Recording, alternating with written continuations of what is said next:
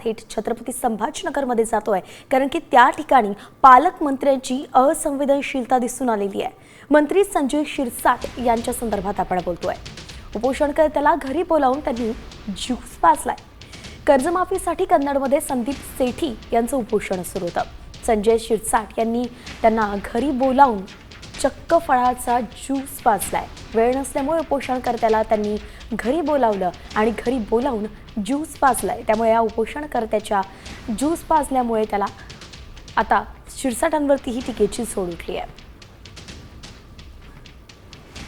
मी कन्नड तहसील येथे मागील 9 दिवसापासून अमरण उपोषणाला बसलो होतो व काल माननीय श्री पालकमंत्री संजयजी शिरसाट साहेब यांच्या हाताने मी माझं जे मागण्या होत्या त्या पूर्ततेचं आश्वासन घेऊन माझं अमरण उपोषण थांबवलेलं आहे। व माझं जे अमरण उपोषण होतं हे जे आपल्या म्हणजे सध्याची जी दुष्काळ परिस्थिती पूर्ण महाराष्ट्रावरती ओढवलेली आहे त्या दुष्काळ परिस्थितीशी निगडीत माझं हे अमरण उपोषण होतं। एकंदरीत आपण उपोषणकर्त्याची आता प्रतिक्रिया ऐकली, त्यानुसार त्यांनी सांगितलं की कर्जमाफीसाठी कन्नडमध्ये संदीप सेठींचं उपोषण सुरू होतं। वेळ नसल्यामुळे उपोषणकर्त्याला त्यांनी घरी बोलावलं आणि ज्यूस पाजला। माधव सावरगावे आपले प्रतिनिधी आपल्यासोबत जोडले गेलेत। माधव, नेमकं काय सविस्तर ही सगळी माहिती आहे, का टीका केली जाते शिरसाटांवरती?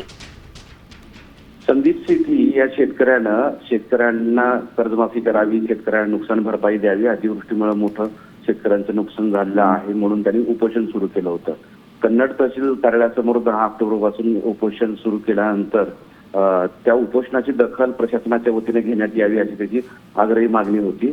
मात्र उपोषण मागे घ्यायला कारण होतं कारण पालकमंत्र्यांनी यावं आणि इथं आश्वासन द्यावं की शेतकऱ्यांना तातडीची मदत केली जाईल आणि शेतकऱ्यांना धीर दिला जाईल, दिवाळीच्या अगोदर ही सगळी मदत केली जाईल। पण पालकमंत्री तिथं पोहोचले नव्हते।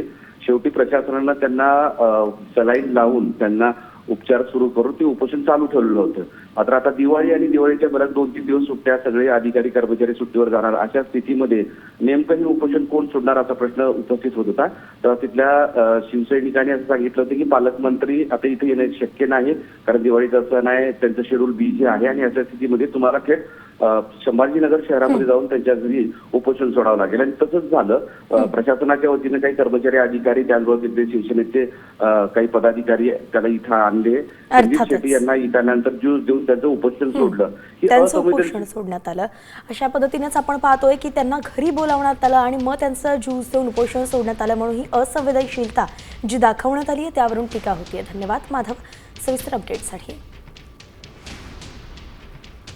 आता isakal.com आहे देशातील नंबर 1 ची मराठी न्यूज वेबसाईट। प्रत्येक अपडेटसाठी isakal.com ला नक्की भेट द्या।